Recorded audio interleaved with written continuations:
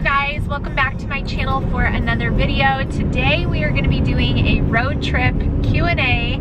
As you guys can see, we are in our car. We are on our way to one of our favorite beach towns ever. It is San Clemente, California. If you guys have never been to San Clemente, I highly recommend it. So we are on the road there, and we figured that this would be a fun time for Jake and I, since we are very rarely together in the same place, to film a Q&A. So I asked you guys for questions over from Instagram, and so that is what we are going to do. We are going to answer your guys' questions. I got a bunch of them. I don't know how many we'll get through, but we will do our best. I want to thank today's video sponsor. It is Built Bar. Got my Built Bar right here in my car pocket, right here. This is the coconut almond flavor, still my all-time favorite of all the ones that I've tried, and I've tried them all. This one is still my favorite. Perfect road trip snacks if you guys are traveling this summer through airports or the car or going camping or whatever. Having delicious protein bars that you can just throw in your bag or put in the car is so nice. So I have mine here, and then I think the one that I grabbed for Jake is the peanut butter brownie bar, and it pairs perfectly with some coffee, which is also, you guys want to check out Built Bar, you can find all of that information down below. I will have the coupon code go across the screen right here and a link, and you guys can order them. Highly recommend if you're going to be traveling. Like I said, they have 18 grams of protein and will keep you from becoming hangry if you're going to be out or driving for a long time. And again, the convenience is awesome. Also, for your sweet tooth, if you at all struggle with that, I cannot recommend them enough. So many of you guys have messaged me after you've ordered them and were like, I usually hate protein bars, but I love this one. And the texture, the chewy texture, and the taste, it tastes like a candy bar, so you really can't go wrong. So all that information for Built Bar will be down below, but now we shall get into the questions. Jake is definitely going to keep his eyes on the road, so he will not be looking at the camera, but he's going to talk really loud so you can hear his answers. And I also asked on Instagram, do you guys prefer like going back and forth where one of us answers one question and then someone answers the other one, or we both give our answer to the same question? And you guys actually said you prefer when couples do these Q&As to give both answers to one question. So that's what we're gonna do. So I guess it's people want to hear if we have a difference of opinion. That's what it is. I didn't know it was being filmed. So, a difference of opinion. So, anyways, that's what we're gonna do.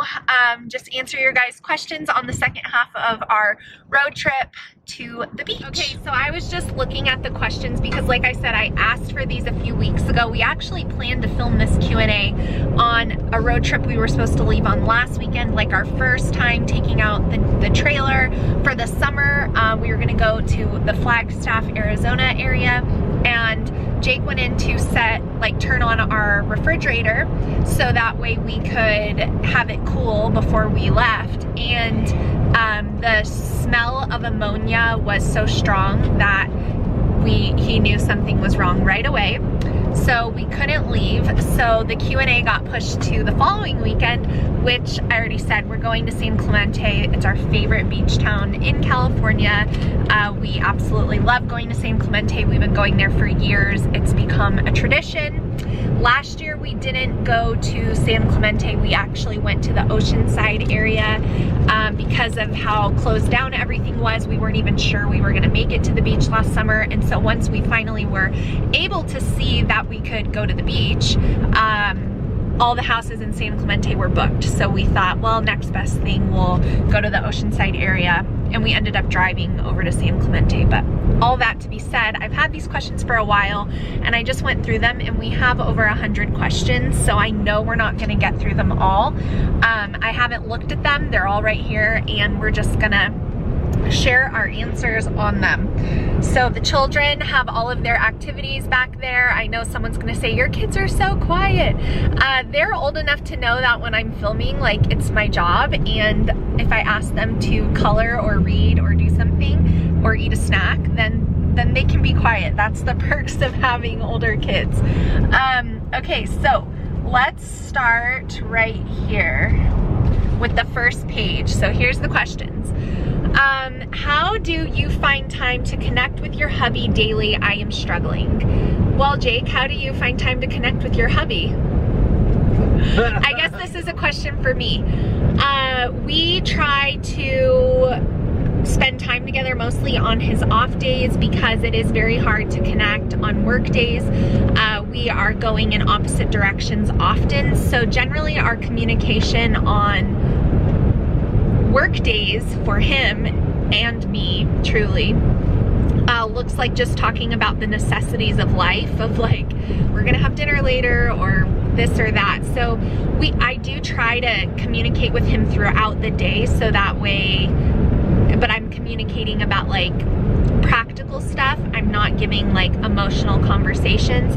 We've shared in the past in other Q&As that we've been married for a long time, and so I have had to adjust my expectations of like workday life, and so I know that unless it's a real like emergency or something catastrophic has happened, like saving deep conversation for weekends is my best bet. So we try to just stay connected daily by just talking about like the day-to-day events, so that way it doesn't feel like neither of us knows what's going on in each other's lives. But for like deep emotional meaningful connection, I'm saving that for the weekends because I just know that that's an unrealistic expectation. I mean, it's pretty awesome if you can do it daily. Yeah, I guess it would depend on like your jobs and stuff, but you can't call him in a chit chat. No, he doesn't have a job where I can call and talk to him throughout the day. So that's been something that I've adjusted to as a wife. This next question is, which of us is more opinionated? You go first. That's a tough one. I'm a silent, opinionated human. And I'm a more loud, opinionated human. Yeah. So I think we're definitely both very opinionated. I'm more vocal about my opinions. Jake is more silent about his opinions. And I have a long memory. So we're probably actually equal. The funny thing is that we're very opinionated on some of the same things, but then also on different things. Like some things he's very passionate about, and then other things I'm very passionate about. And so sometimes we like look at each other like, why do you care so much about that? But that's just the nature of two different people. What are your favorite things to do when camping? So my favorite things to do when camping are just explore the area that we're in. I love sitting around a campfire with my whole family, kids included. I love talking with them and just like chatting. I love when they go to bed and then Jake and I sit out around the campfire together. I love going just for walks in nature. So I love, sorry you guys, we're driving, so there's gonna be bumps. I love going for walks with the dogs. Those would probably be, and I love like just the fresh air, like opening up and then drinking coffee outside in the fresh air in nature. Those are my favorite things. Do you have any other favorites? My favorite is breakfast and coffee by the campfire in the morning. Breakfast and coffee by the campfire, in case you guys can't hear him, because it's hard for me to know what the audio is going to be like with the noise of the driving. The next one is, did we have a year or stage of marriage that was hardest, and how did we stay connected through it? So I think every marriage goes through hard times. Different things bring about challenges. Probably when we had a lot of little kids, that was kind of a challenging season. It wasn't necessarily just the kids that it was, but just like financially, we were a one-income family. He was working at night. I was all alone with 4 little kids. And so naturally, when the circumstances of life are stressful, that places a little bit of a strain on marriage. And so we just had to look for the joy and happiness in the day-to-day, and we had to just kind of walk through the fire, so to speak, to come out on the other side of things stronger. Jake and I have never wavered in commitment to our marriage. That's never been a question, but there's definitely been seasons where we've had challenges, and so the best thing that I think to stay connected is to communicate as you go through those things. You have to be really honest. Sometimes you have to be willing to be so honest that you know the other person is not going to receive it well, but you cannot just not discuss things, and then that leads to harboring resentment. And so yeah, that's what I would say. What about you? Loud for the people in the back. I agree. Okay, he agrees. The next one. Will we want our kids to go to college with the direction the US is going? That is actually a great question. Jake and I were just talking about this when we were driving up to the mountains the other day, remember? So Jake went to college and had the traditional secular college experience. I went to college here, well, locally, so I didn't like move away, and it was more of an accelerated program geared towards obtaining a job. So it's interesting because mine was like focused on like, you know, having employment and being able to have a skill and like a trade school, but it was actually my associate's degree, and he had the full-on college experience. So we have two different perspectives on this time. I am not of the mindset that every single one of my kids has to go to a traditional four-year college and move away and do all of that, but I do think that all kids, well, by then they're adults, all young adults do need to be learning a skill, learning a trade, thinking about their future, doing something that is going to benefit them in the future. And generally speaking, higher education is never a bad thing to have. Now, do I agree with, let's say, Kylie going and taking out $250,000 of student loans to go and become a school counselor that's going to earn about $40,000 a year? Absolutely not. I think that's crazy. So I don't know, with the way the US is going, I get what you're saying about like requiring certain things for colleges, but at that point, my kids are going to be adults, and I'm going to have to ask them what they think, and if they want to listen to my godly wisdom, then they will, and if they don't want to listen, then they're adults, they get to decide. I don't think that it's ever a good idea to force a child to go to college and just waste time and money. So as far as like Christian university over secular university, my first choice for my kids would of course be a Christian university, but even still, you're seeing a lot of what is going on in the United States permeate the Christian colleges around the world, so that, or around the country. So there's just no avoiding it. I do hope that all of my kids will continue on with some form of higher education, because that's never a bad thing. But yeah, those are my thoughts. What do you think? Nice and loud. I think they should go to college. Like, you can't avoid it. You eventually have to go in the workplace. You just gotta be strong in your convictions. Just play by the rules. A higher education correlates Eyes on the road. Higher success. And there are anomalies in there, but so Jake is saying, statistically speaking, people who have college degrees are percentage-wise more successful than people that don't. But I think they're asking about like the culture, like the climate of secular college with Christian kids. I mean, but if you can't avoid sending your kid out in the world forever. There's got to be a light somewhere, and if you keep them protected and away from any sort of eyes on the road confrontation or darkness, then you're like, what's the point? And I agree with that to a certain extent. I know someone's gonna say, well, that's what people say about sending their young kids to public school. I've heard that argument so many times, like, how can your kids be light in the dark world if you don't send them to public school? The difference is by the time they're 18, they should have a pretty firm foundation in what they believe. And even, I mean, there have been stories of kids who go on to secular college and then they abandon faith. It makes you wonder, you know, if they ever really believed what they said they did to begin with. So I think there's a difference between an 18 or a 19-year-old going off to a secular college over like growing up in the public school system for 18 years. I think there's a major difference there. Oh my gosh, drastically different. Yeah. There's so many options with school. Like, you get your education online. Yeah. So those are our thoughts. This is a deep, or let's do a light one before a deep question. Could you see ourselves being a full-time RV family if our careers allowed it?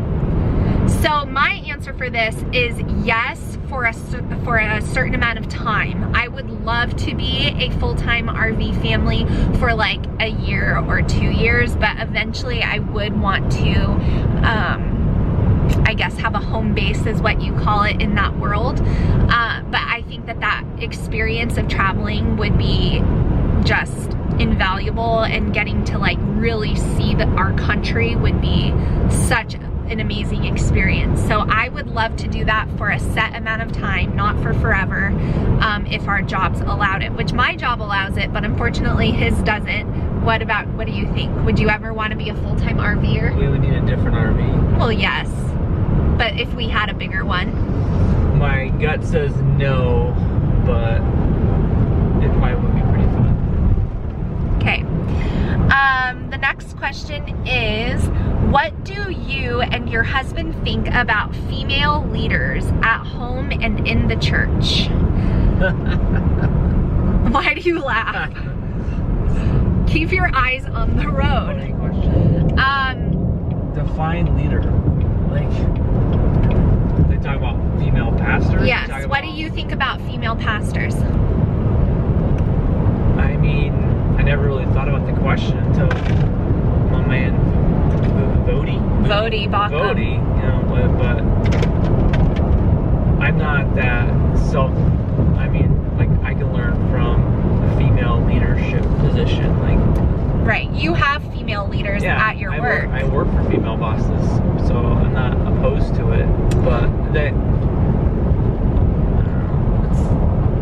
that's a very controversial question. That's like, why they asked it. It's not like a cookie cutter, like. Yes. But I mean, do I feel like moms belong in the home to raise their children? Yes, but I don't want to like.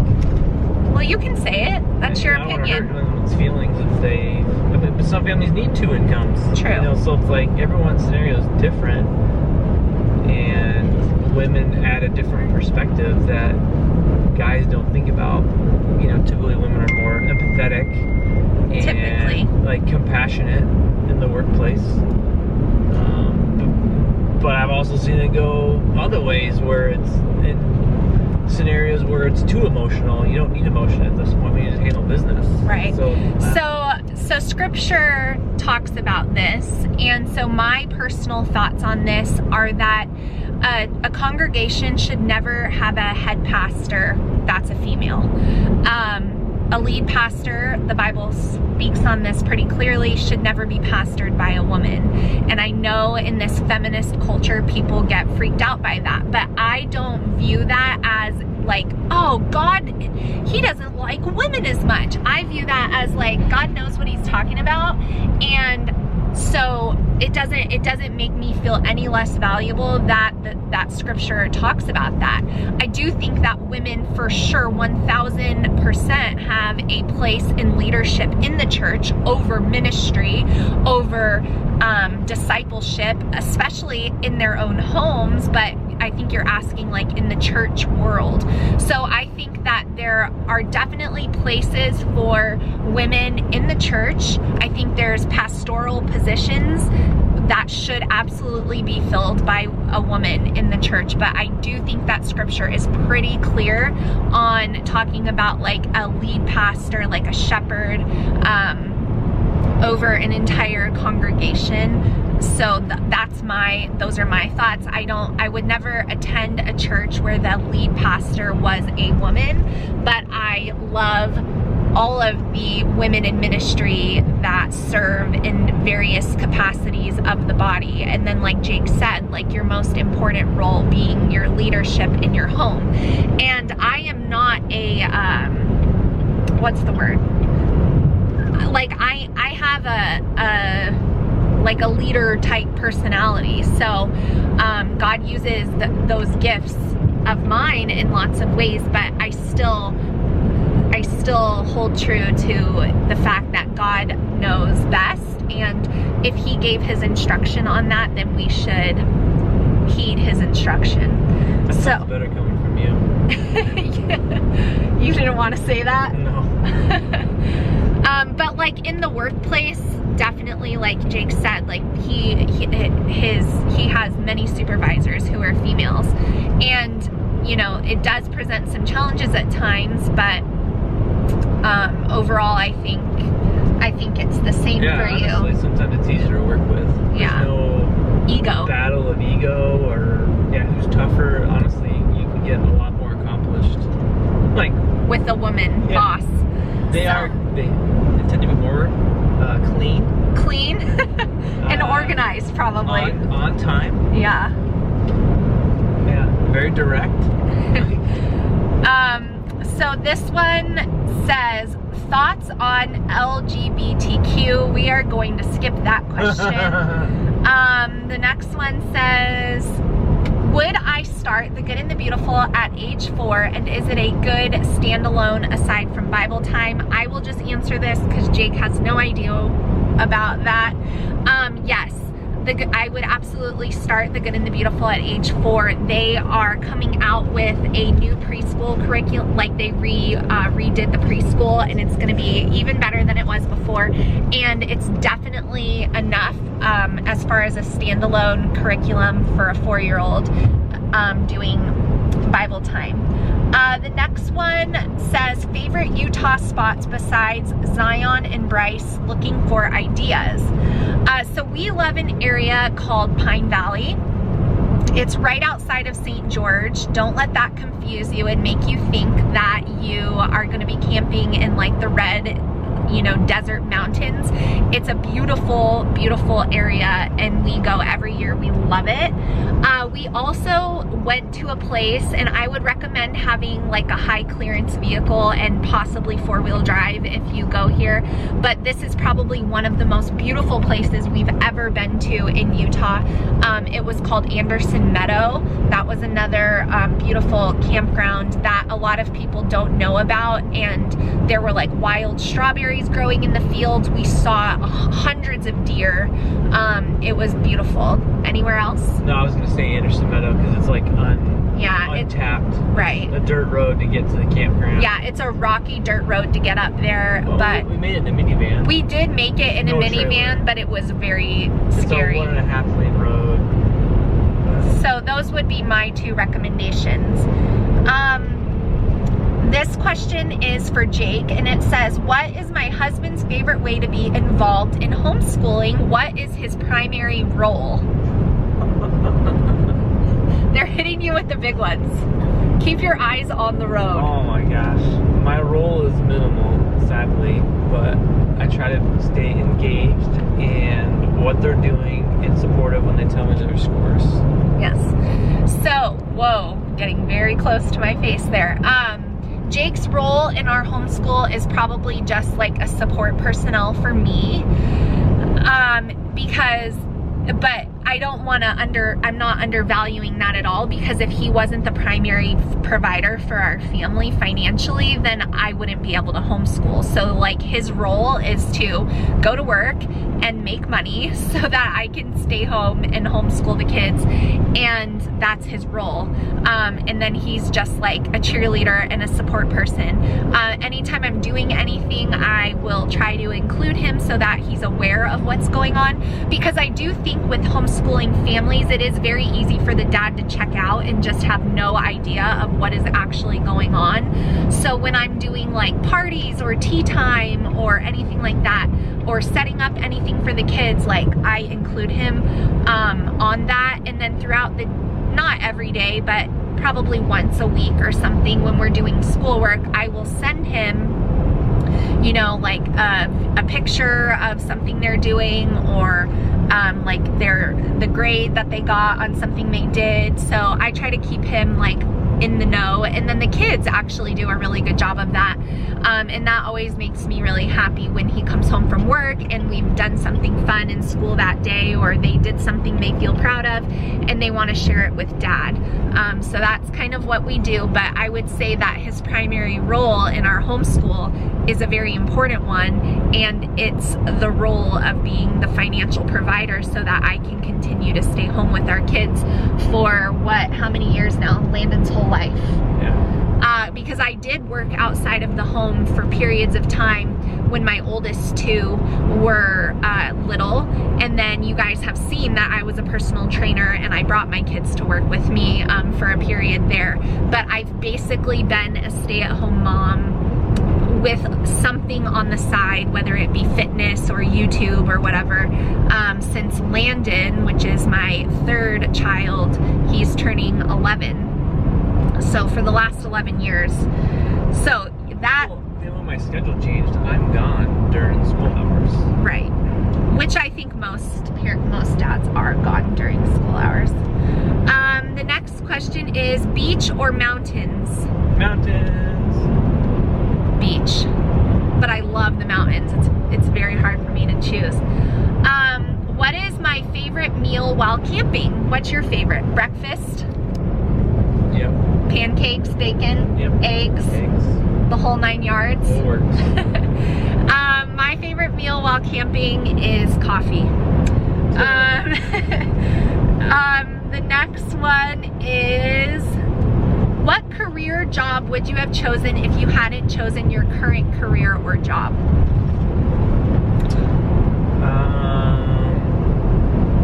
I would probably go federal. Federal, even under this administration? Well, I hired on 20 Jake years said ago. he probably would have gone federal, and let's not go any farther than that. If you know, you know, read through the lines. For me, I wouldn't change a thing. I believe that I'm living out my fully intended God purpose for my life, and I'm grateful that I can do that. So I would not change being a mom. That is my job. Holding off on Disney this year. Technically you are. Okay, so before all the Disney haters come for me, I don't like the company. I don't believe in a lot of what they stand for. The company has obviously changed so much from when it was very first started in the 1950s, but we love the theme parks, and no one is going to convince me that going to the theme parks is somehow horrible.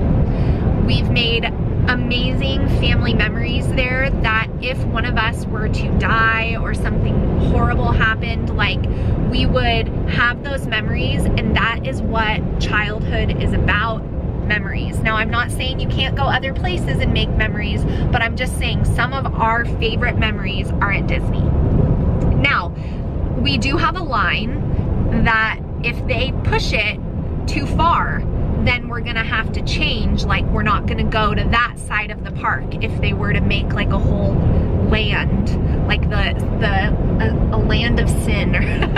We're not gonna go over there. Or, you know, with certain regulations, we haven't gone. So we've gone to Disneyland every single year since Olivia was born, and she's 9. So it's like a huge thing that we do. We all, us included, look forward to it. Obviously, last year they were closed. Well, I think they were actually, no, they were still closed at the holidays. So Disneyland was closed over a year, a lot longer than Disney World. Disneyland is actually just reopening for out-of-state visitors like in 2 weeks. So they've been closed from March of 2020 to June of 2021. So we have not gone to Disneyland, obviously, because we couldn't.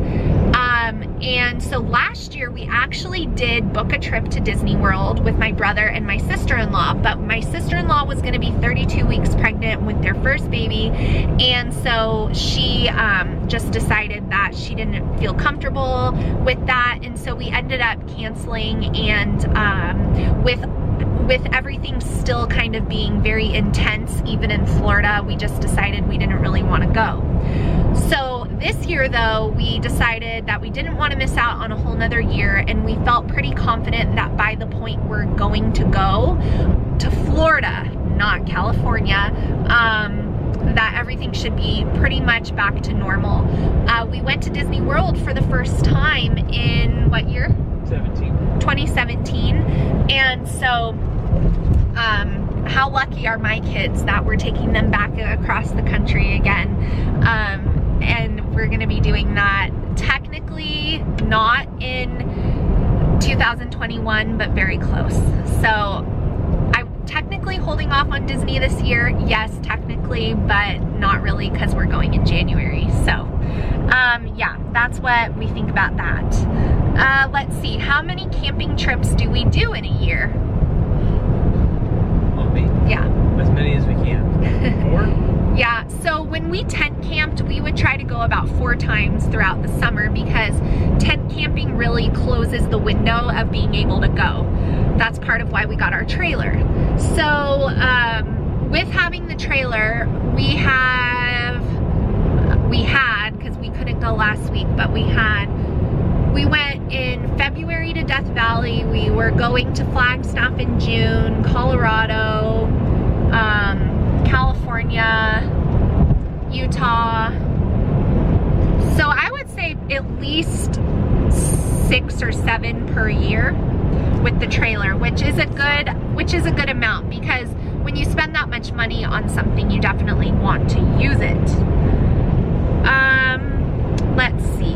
What is Jake currently reading or listening to? Mention that podcast, because I always forget what it is. Talk loud.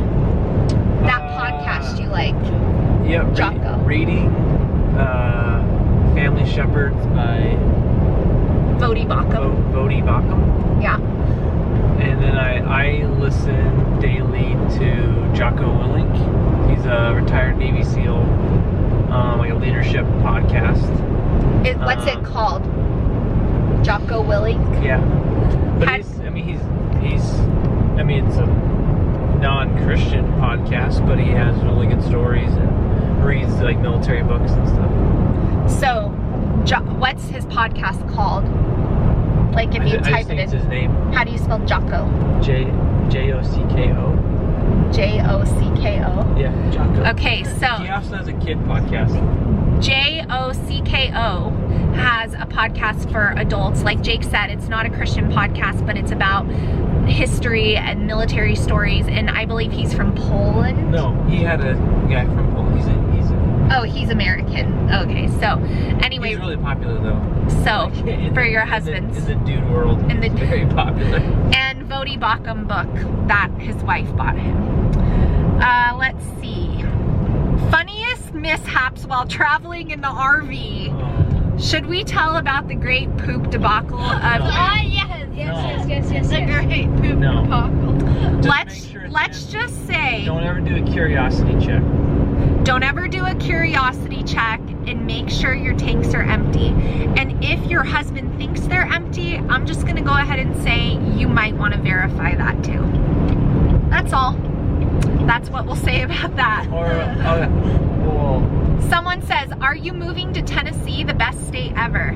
Honestly, Tennessee is probably number 1 or number 2 on the retirement state list for a lot of reasons. But yeah, I would move to Tennessee in a heartbeat right now, as long as I could bring a few people with me. And I've never visited Tennessee, but from what I know about the state and the history of the state and the state taxes or lack thereof and the land and all of that, I really, it looks promising. We want to take a trip to Tennessee. It's probably going to be one of our next big trips to go and explore. Like there's things we want to go visit out there, but then we also want to have just a few days to drive around to some different towns and kind of look around and see what we think, because retirement is not tomorrow, but it's also not 20 years away from now. And so, yeah. Let's see.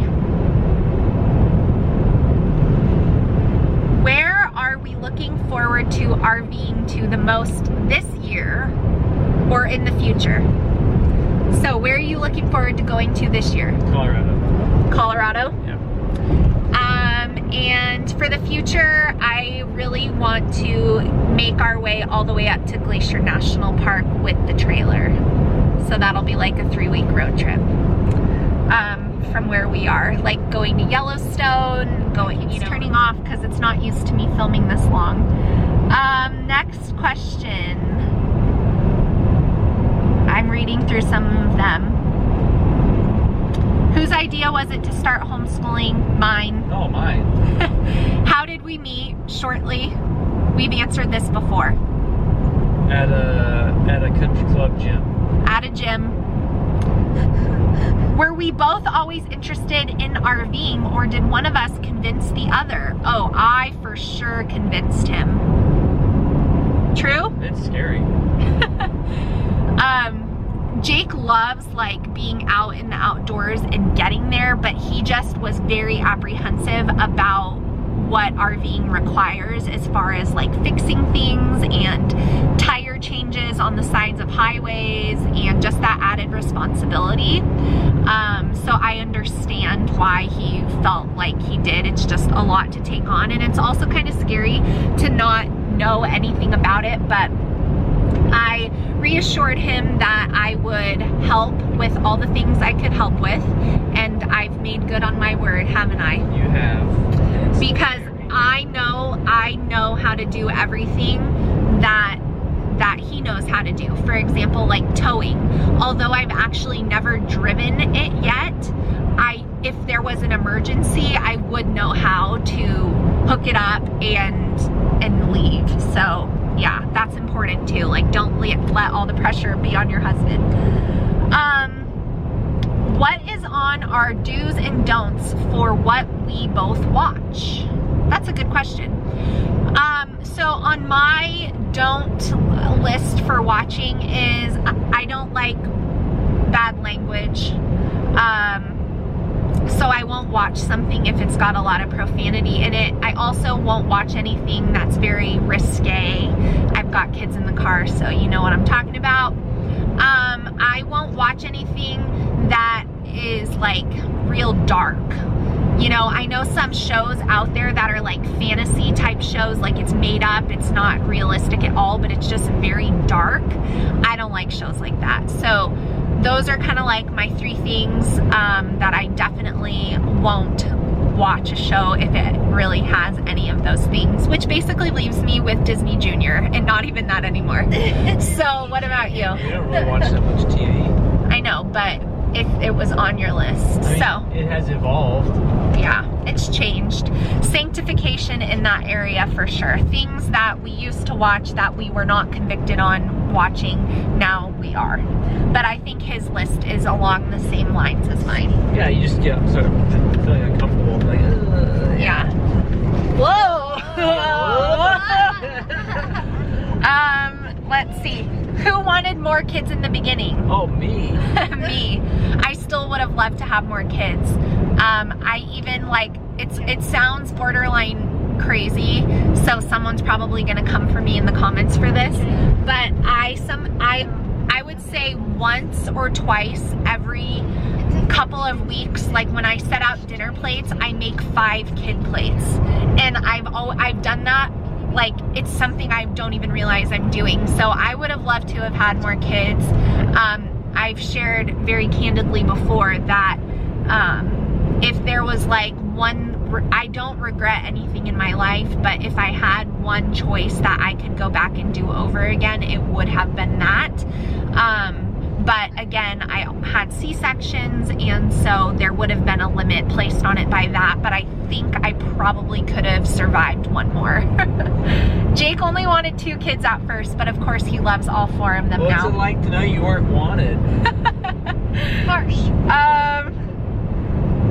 Oh, this is a good. You were wanted, no one else below you. Kylie, this is actually a good question for you. Me? Yeah. It says, how do I teach you how to pick out age-appropriate clothing for yourself? Talk nice and loud. Okay.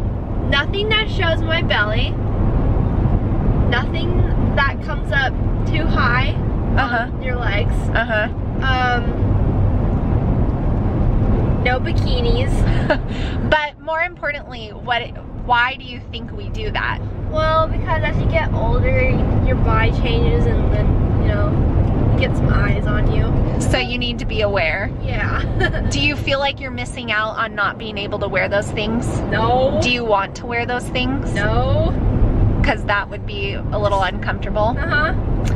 So basically, what she said is true. We just have a few rules, and they're my rules, and we've explained why they are the way they are. As you could tell, she knows the answer, and she also knows that scripture talks about modesty, but I do think that, you know, everyone's interpretation of modesty is different. Every family has different modesty standards, but those are kind of ours. Let's see. Were we always on the same page faith-wise? Jake? Yeah. Yes, we've always both believed in the same thing. I would say that there's been periods of our faith journeys where we haven't necessarily been on the same page about everything at the same time, but eventually we catch up with one another, because people growing spiritually isn't gonna happen at the exact same time.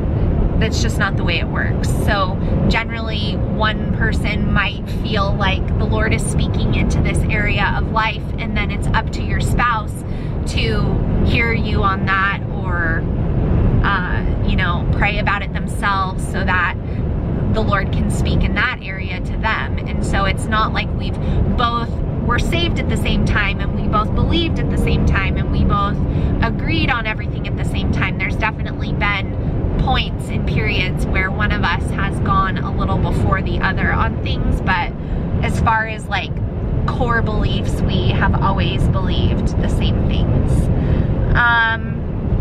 Let's see. What was my breaking point for pulling my kids out of public school? My breaking point, if you're asking for one isolated incident, but God was transforming my heart for a long time before this, but my breaking point was one of my kids' teachers was hurt, and she wasn't returning for the year, and that was what was like the last and final straw. Does my husband work long hours or weekends, and is he always home for dinner? So we've been really blessed the last 2 years that he has been off on the weekends. That is not customary. Like I said, we've been married for a long time. He's worked where he works for a long time, and we've done all the schedules. We've done night shift, we've done day shift, we've done no weekends off. We've had some weekends off, like one day, like Saturday or Sunday. But right now we have a really sweet schedule, and I actually kind of want to cry when I think about it going away. And we'll end the Q&A here. Well, someone says, I sure appreciate you. Your YouTube following is growing daily. God is using you, and I'm thankful. Thank you so much. I want to find a good question to end it. Let's end it here. What's the most difficult thing we have had to overcome in our marriage, and how did we do it? What would you say? That's the question you want to end? Yeah, let's end it there. I don't know how to answer it. Jake doesn't want to answer that question. Okay, let's see. Okay, a lighter one. What is our dream vacation? Your like dream, once in a lifetime dream. Oh, probably an Alaskan cruise. Alaskan cruise? That's a good one. Mine is probably like Greece, like the islands of Greece and all the Greek food and all that. I would love to go over there. And now that I also found out that I'm 32% Scottish, part of me wants to go to Scotland and look at the castles. So somewhere far, but a realistic, like a trip I actually think we're going to do. I've never been to Hawaii, so I want to go to Hawaii for sure. I would love to go to Alaska as well. Those are some of them. Those are some. And I think we'll actually get to do a few of those, maybe not the Scottish castle. But we are gonna wrap up this road trip Q&A here. I hope you guys enjoyed hearing our answers and just listening to our answers to your guys' questions. Give me a thumbs up if you enjoyed this video. Be sure to check out Built Bar in the links down below, and I will see you guys in my next video really soon. Bye guys.